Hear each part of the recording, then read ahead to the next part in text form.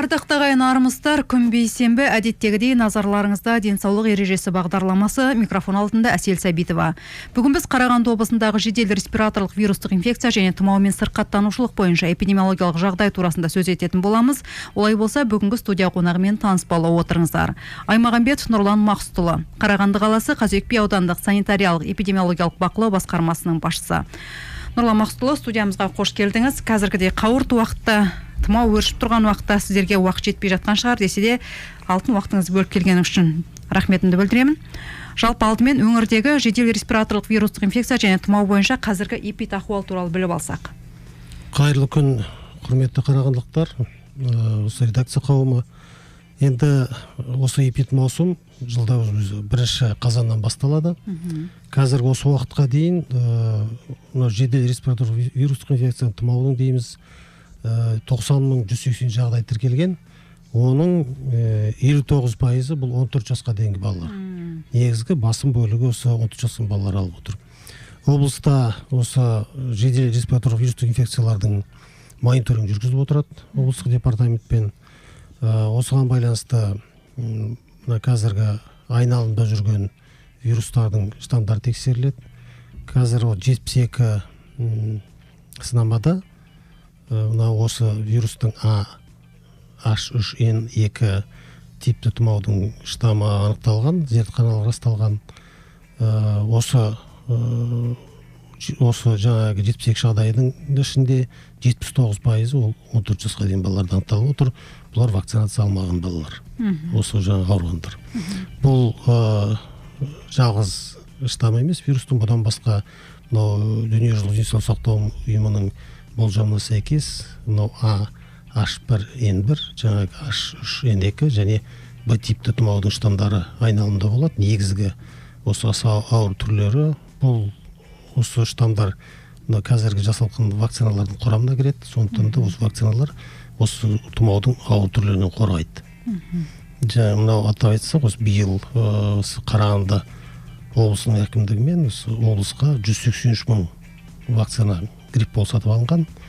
Оның қазір 171.223 егілген, бір шамал 1.800-дей ғана бір қалды. Түсінікті. Жалпы эпидахуал туралы азды кем ақпар алдық. Бізден алыстамаңыздар, бізде әуезді үзіліс. Құрметті көрермен тыңдарман, сұхбатымызды жалғастырсақ, баршаңызға аса бір маңызды тақырып деп ойлаймын. Қазіргі эпидахуал тұмау турасында. Нұрлан Мақсұтұлы, бірінші сұрақ толықтырып өтсеңіз. Енді жаңа атап өттік қой, жаңағыдай грипптің, тұмаудың штамдары қандай кездесетін. Енді бұл айналымда тұмау емес вирустар да бар. Бұл мынау 492 үлгі алынған. Соның 49%-ында тұмау емес вирустар анықталған. Бұлар жаңағы риновирустар, аденовирустар, боковирус, РС вирус дейді, парагрипп дейді. Осындай вирустарда айналымда жүреді. Тұмау штамдарынан бөлек. Сондықтан да бұл айырмашылық болады. Барлығын біз тек тұмау деп ойлаймыз, оның ішінде тұмау емес вирустар да болады негізінде. Бұл вирустарды, мысалы үшін қарапайым адам қайсы екенін біле бермейді ғой. Мұрнымыз бітеліп жүкіре бастасақ тұмау deyіп жатамыз. Зертханалық түрде зерттеу керек па бұны? Енді мына ауырған аурулардан жаңағы сынамалар алынады да, біздің емханалар осы біздің облыстық зертханалық вирусологиялық лабораториясына тапсырады. Жаңағы сонда осындай қаралады. Қандай вирус? Грипп па, әлде парагрипп па, риновирус па, соның бәрі сонда анықталып. Сонда мониторинг жүргізіліп отырады. Қазіргі жағдайда аурудың өсуі немен байланысты? Маусымдық факторлар ма, енді жылдағыдай қыста болмай тұр, аяз жоқ деп жатыр.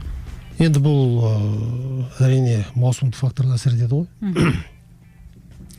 Біріншіден мына күн салқындағаннан кейін ылғалдылық пайда болады, қатты жел, осының бәрі адам организміне әсер етеді. Суық, адам тоңады, гипотермия болады, әлсірейді, иммунитет төмендейді. Екіншіден адамдар мына үй-жайларда жиі болады. Сондықтан да бір-бірімен қарым-қатынастығыз вирустың таралуына оңай. Сондықтан жұғу жылдам болады.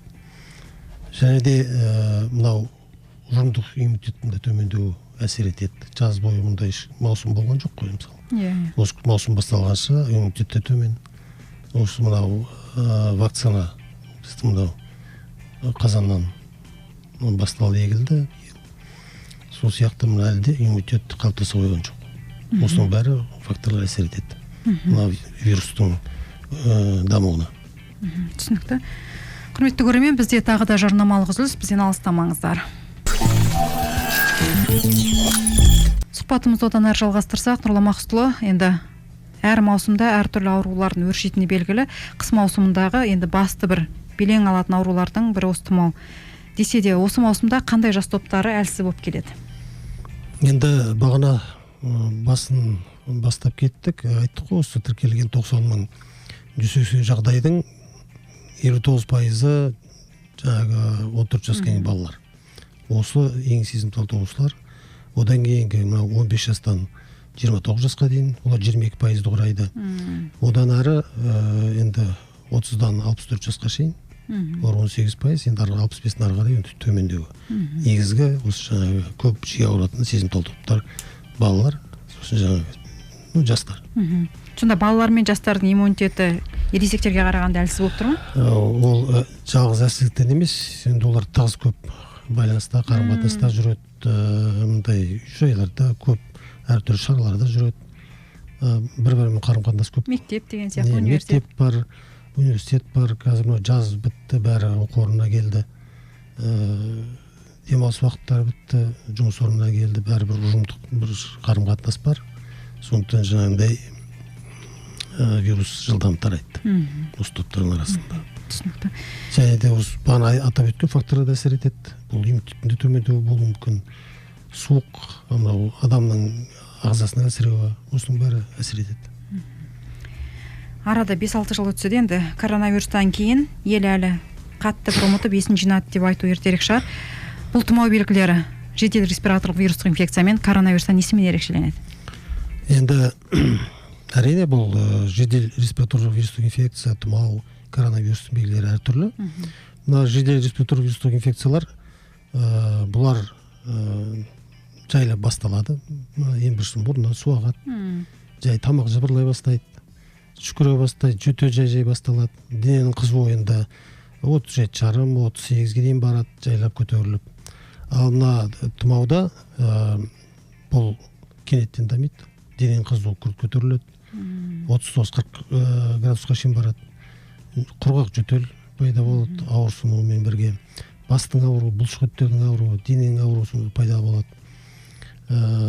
Мына коронавирус инфекциясы бұл әртүрлі өтуі мүмкін. Өздеріңіз көрдіңіздер ғой, пандемия кезінде. Бірінші ол ЖРВИ сияқты өтуі мүмкін, жеңіл өтуі мүмкін. Кейбіреулерінде мына иіс сезбеу, дәм сезбеу сияқты өтеді. Кейбіреулерінде мына тыныстың тарылуы, мына тыныс органдарына әсер етеді. Әртүрлі клиника көріністермен өтуі мүмкін. Ал жаңа тұмау жағында кенет қатты бастау, ол аурудың қашан басталғанда біліп отырады адам өзі. Ел өзі қандай да бір ақпар шықса дүрлігуге дайын тұрады ғой. Биылғы тұмау ерекше екен, ауыр екен, Гонконг тұмау екен деп ат қойып шулап жүр. Енді ол халық ат қойған жоқ. Бұл осы тұмаудың типі бұрыннан бар. Бұл Гонконг тұмауы деп неге аталады? Өйткені бұл 68-69 жылдар, 1968-69 жылдары пандемияның кезінде Гонконгта осы штамм анықталған. Оны есептеңіз қанша уақыт өтті, бұл штамм бар. Сол уақыттан бері келе жатыр, біздің ортамызда жүр. Осы мынау жаңағы бағана айтқан H3N2 деген осы Гонконгта отырған осы тұмау, осы айналымда жүрген. Яғни бар дүние даурығудың қажеті жоқ дейсіз ғой, түсінікті. Құрметті көрермен, бізде тағы да жарнамалық үзіліс, бізден алыстамаңыздар, өте өзекті тақырып қозғалуда. Нұрлан Мақсұтұлы, енді қазір эпидахуал туралы біраз ақпар бердіңіз. Жылдағы осы эпидахуал кезіндегі мысалы үшін аурушаңдық артып жатса, ел болып қорғанудың жолы екпе деп жатамыз.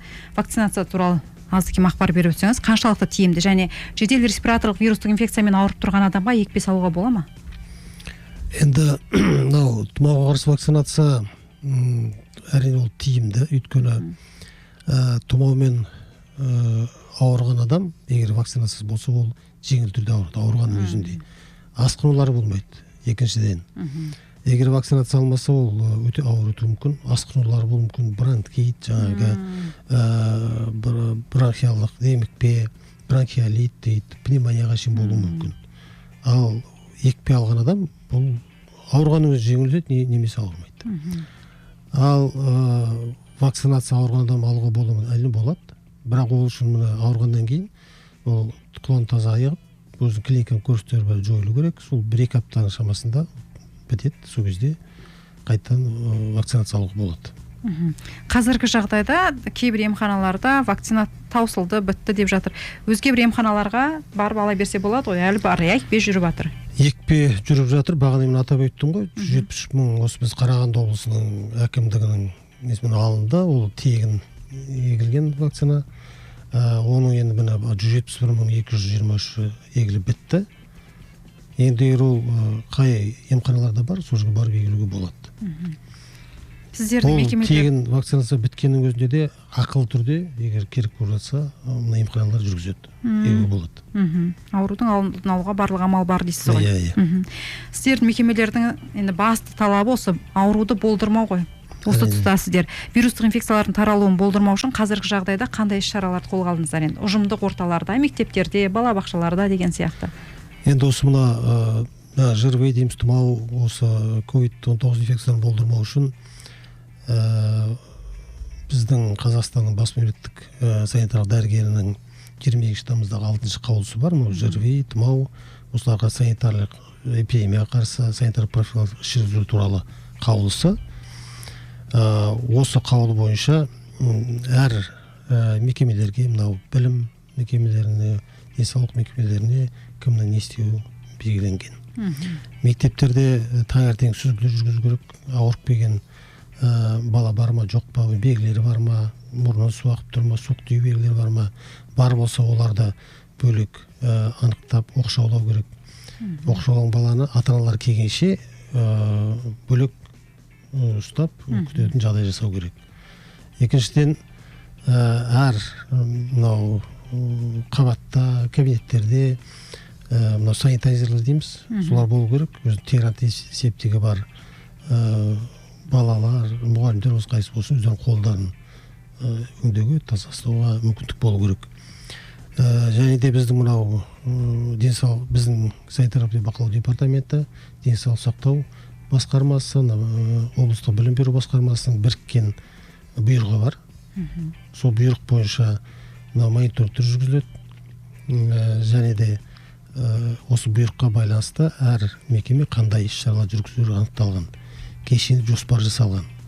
Сол жоспар бойынша қандай шаралар жүргізу керек бәрі анықталып қойылған. Сол бойынша жұмыстар жүргізіліп жатыр. Бұл жұмыс тек жаңа басталған жоқ. Бұны біз мына күз айының ұжымына августтың аяғынан, тамыздың аяғынан, қыркүйектің басында осы шаралар бастап түсіндіру жұмыстарын жүргізу. Әр мекемеде қалай сақтау керек, қалай алдын алу керек, осылардың бәрін біз түсіндіру жұмыстарын жүргізіп жатырмыз. Әртүрлі сайттарда өзіміздің департаменттің сайты бар, әр басқарманың сайттары бар. Мына әлеуметтік желілерге де инфографикалар, осыны басқа мәліметтер салып отырамыз. Жақсы, өзіңіз айтып жатқандай, мектептерде балалар ауырып келсе, арнайы сүзгіден өтіп оқшаулану керек. Бұл алдын алу шаралары өзге үлкен мекемелерде, кәсіпорындарда қолға алынатын шығар, жұмыс берушілерге де нұсқаулықтар бар шығар. Әрине, бұл тек мектептерге бәріне ғана байланысты емес, бүкіл мекемелерге қатысты. Осындай жаңағы сүзгіні таңертең әр мекеме жүргізу керек. Ауырып келген жұмыскер жұмысқа жібермеу керек. Оны оқшаулап, үйіне жіберу керек, дәрігерге қаралу керек. Сондықтан бұл жаңағы бас мемлекеттік санитарлық 6 қаулысы барлық қазақстандыққа жалпылай берілген қаулы сондай. Тұрғындар аурудың қазіргі деңгейі мен алдын алу шаралар туралы қайдан және қалай білсе болады? Өйткені жаңа өзіңіз жоғарыда айтып өттіңіз, әлеуметтік желі деген бір әсерлі күш бар. Екінің бірі шығып, ауру өршіп жатыр, мынандай дәрі ішіңіз деген сияқты бір маркетингтік қадамдарға барып жатыр. Ондайлар бар, иә, оны шын айтасыз. Біздің бағанағы жүргізіп жатқан іс-шараларымызда біздің өзі департаменттің сайты бар. Әр басқарманың сайты бар. Сонда күнделікті жүрген мониторингтің нәтижелері шығарылып отырады. қанша аурушаңдық бар, қалай жүріп жатыр,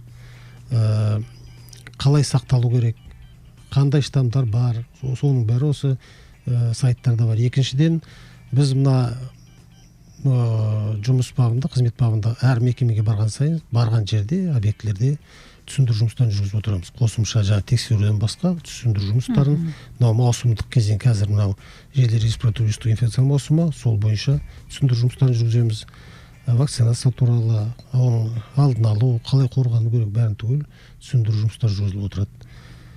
Және де мынау бақ құралдарында да осындай интервьюлер беріледі,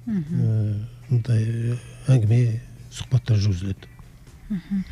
Зертханалық тұрғыда расталған тұмау немесе әдеттегі жедел респираторлық вирустық инфекциядан басқа вирустар айналымда бар ма бүгінгі таңда? Әрине, бағана атап өттік қой, тұмаудың H3N2 зертханалық расталған 72 жағдай анықталды деп, сол 492 сынама алынды, соның 44% бұл тұмау емес вирустар. Бағана атап өттік, аденовирус, боковирус, риновирус дейміз, РС вирус, парагрипп сияқты мынау тұмау емес вирустар.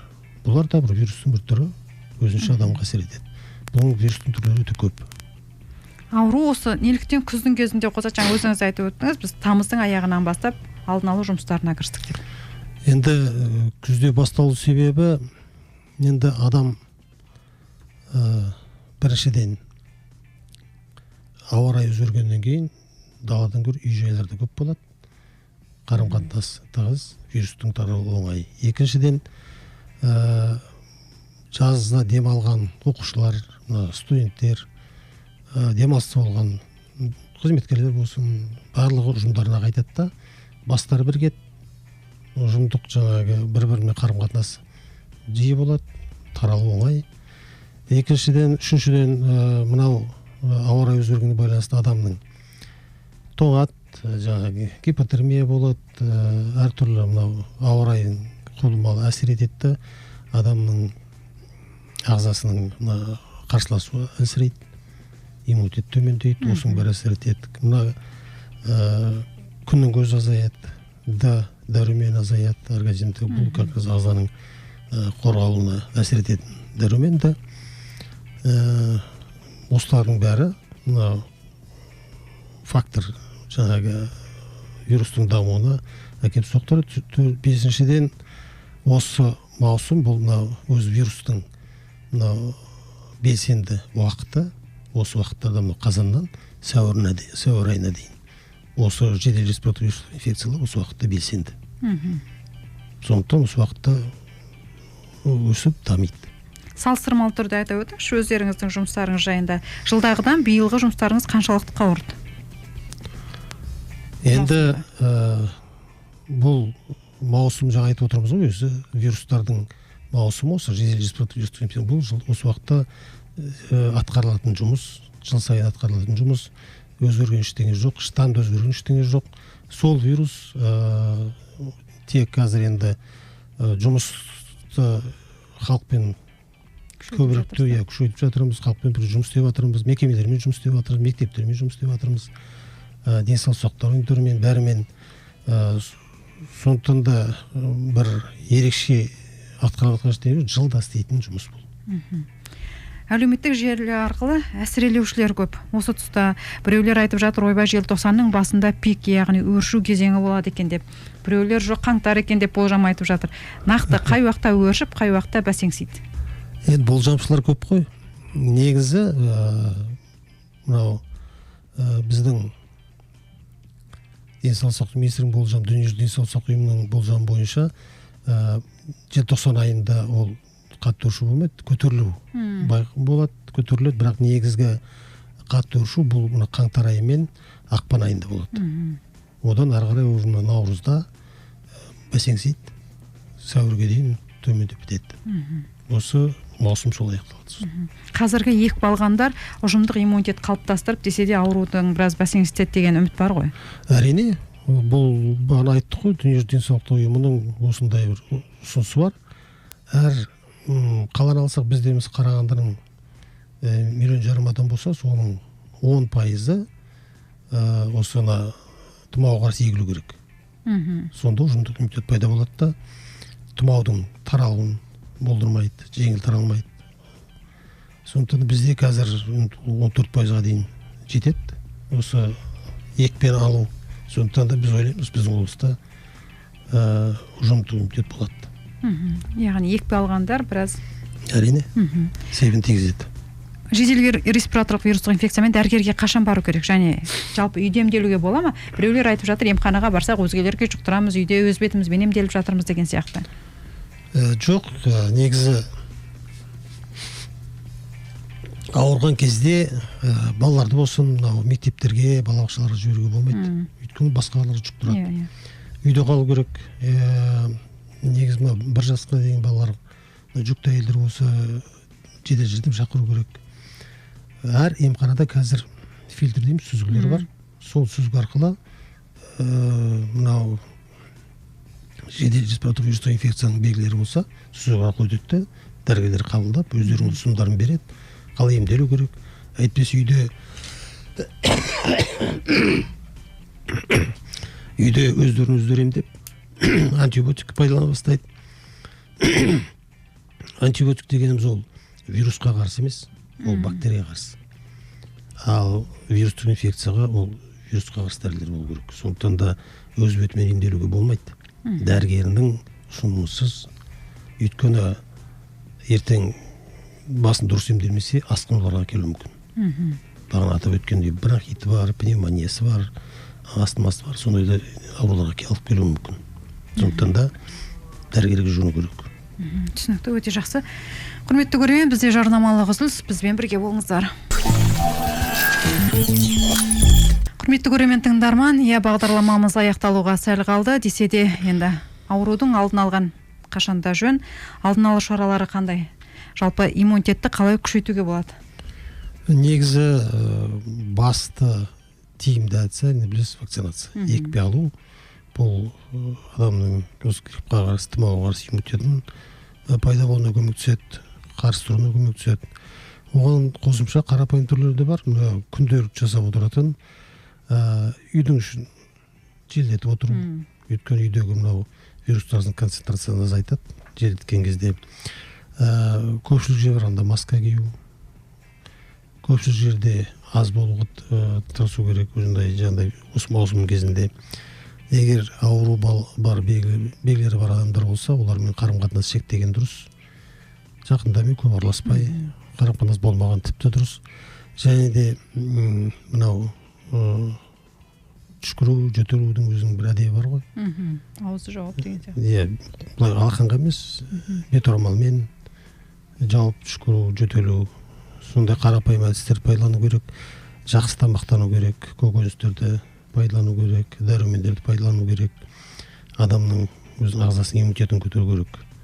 Және мынау контрастный душ дейді ғой, сондайлар пайдалану керек. Бассейндерге бару керек. Адам өзінің ағзасын шынықтыру керек. Белсенді болу керек физикалық тұрғыда. Осының бәрі адамның иммунитетін көтеруге көмектеседі.